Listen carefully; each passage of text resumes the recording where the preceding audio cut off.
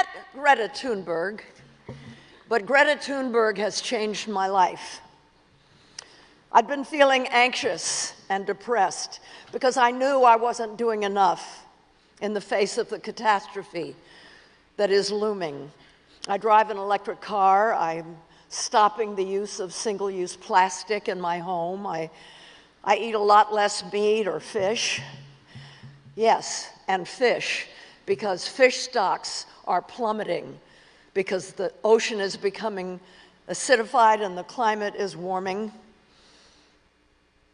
These things are all wonderful. They're very important, and we should all do it, but it's a good place to start. It's not a good place to stop, because individual life choices like these can't be scaled up in time to get us where we need to be.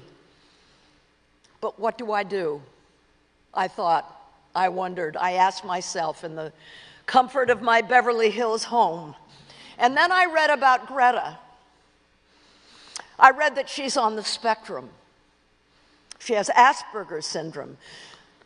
And that means that unlike the rest of us, you see, people with Asperger's, they see and learn things that are not clouded by the rationalizations and obfuscations of the rest of us. They don't worry about being popular or fitting in. What they see, pure and direct. And I knew that what Greta had seen was the truth. When she realized what was happening and she looked around and saw that nobody was behaving like it was a crisis, it so traumatized her that she stopped speaking.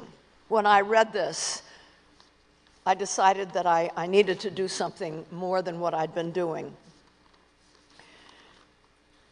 Greta said, today we use 100 million barrels of oil every day. There are no politics to change that. There are no rules to keep the oil in the ground, and so we can't save the world by playing by the rules, right? Megan knows that. The rules have to be changed. Everything needs to change, and it has to start today. So everyone out there, this is Greta speaking. It is now time for civil disobedience. It is time, it's time to rebel. She urged us to get out of our comfort zone and stop behaving like business as usual, and that's what inspired me to move to DC and join with students. And I thank you so much for the courage, what you are doing. But we can't leave it to young people. Wasn't their fault. We have to stand alongside them. And Greta said, it's okay if you refuse to listen to me. I am, after all, just a 16-year-old schoolgirl from Sweden. But you can't ignore the science or the scientists.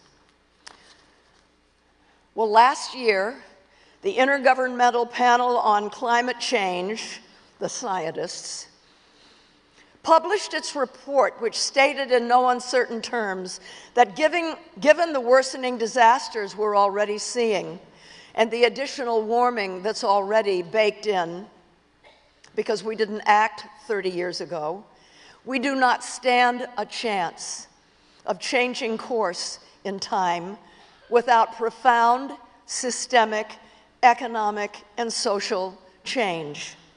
And they say we have at best 11 years to do it before the tipping point is reached, setting off an irreversible chain reaction beyond human control. There's no historical precedent for the scale of what we have to do.